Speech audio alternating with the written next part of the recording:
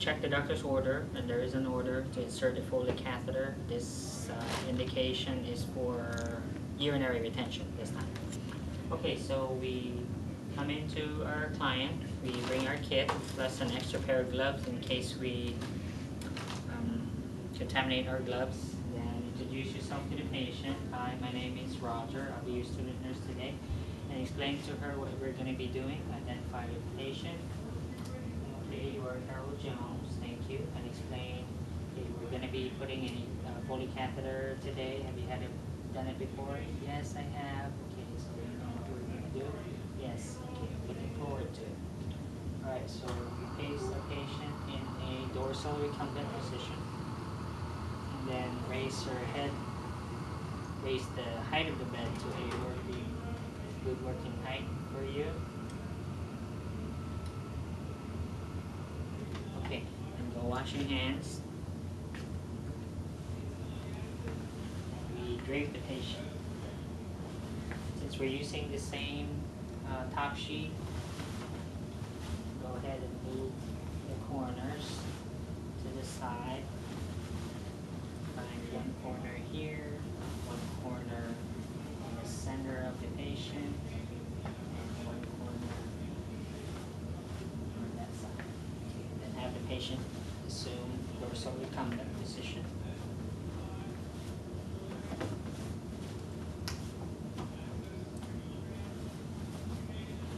Pretty good. Then draping the patient, push this corner right around, wrapping the patient's leg. And then same with this side. And that corner, wrap it around the patient's legs, put that under her heels.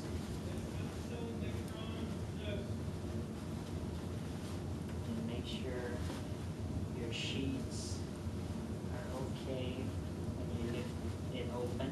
That no part of this will be hanging over your sterile field later. That should be pretty good. That keeps the patient covered for now. You may just get another hand sanitizer, clean your hands before you open your equipment. And your sterile package. You use this as your trash can. You okay there, Miss Jones? Open the kit away from you, to the sides, and then toward you. And then we're gonna make a change on your critical elements sheet, steps number 5 and 6. Number 5 on your critical elements say don sterile gloves, but as you can see in our kit and also in the sterile kits, the bottom underpad, the waterproof pad, is right on top of your kit. Below that is your sterile gloves, and then underneath it is the fenestrated drape. So we will switch number 5 and 6. We will put the sterile drape underneath the patient first before we put on our gloves. That way we don't risk contamination using a sterile glove and putting it under the patient. Plus we don't also cross the sterile field. So we uncover the patient and make sure, again, your drape does not go over your sterile field. Now we put on our sterile field. Grab it by just the corner. Remember that the shiny side is the waterproof side, whereas the dull is your sterile absorbent side. So we just fold it into there, thereby exposing only the side that will touch the linens, and put it underneath the patient. We got it covered, and we folded so that way we're not crossing the sterile field. And then open it this way, then just grab it underneath here so that you can position it as close to the patient's bottom as possible. And then just grab it on the other side. And do the same thing.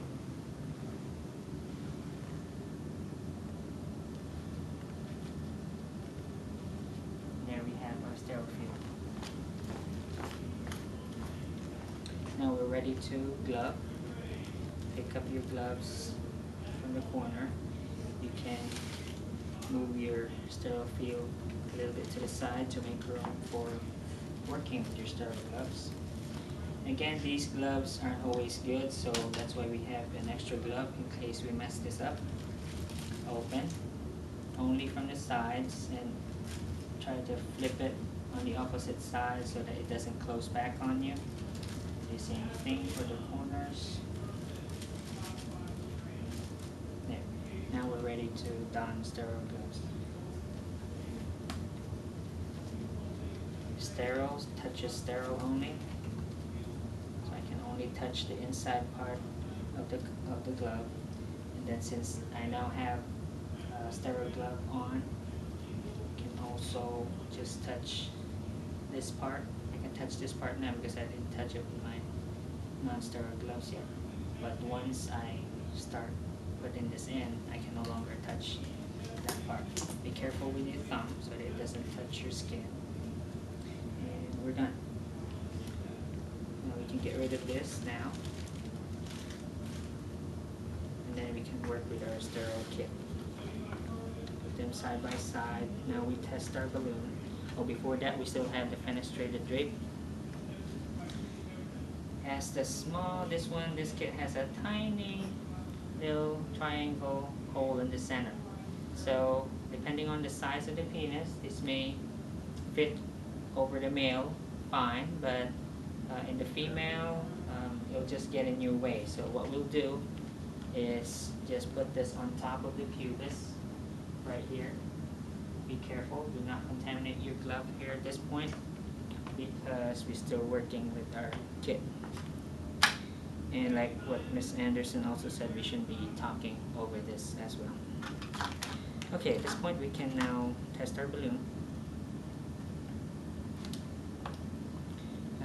If this were an unopened kit, there would be a plastic cover over your catheter. Be careful in removing that so that your catheter does not flip over and hit outside of your sterile field.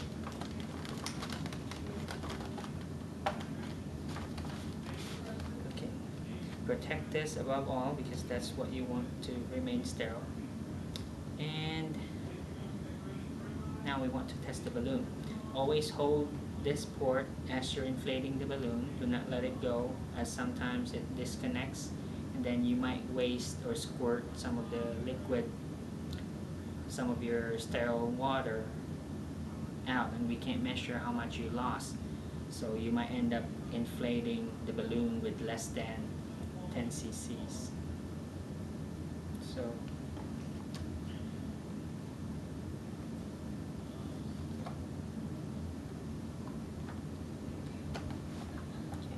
try to position it as not to cross over my sterile field as much as possible. And then I test my balloon. I should inflate it with a whole 10 cc's to see if the balloon can hold 10 cc's without bursting. And I'm quite satisfied that it does. Okay. I can just position it here. I can work with it later. Sterile cup I don't need, so I can just get rid of it. Now I can open my antiseptic open. If my patient's not allergic to betadine, I can use betadine. If not, you're going to have to resort to another antiseptic. Fluff your sterile cotton balls with betadine. Make sure you can get them one by one. Okay. Now you can open your lubricant, squeeze some of it out onto your tray. That should be good. Now I'm ready. I will take both trays with me onto my sterile field. You can also bring the whole thing back there, but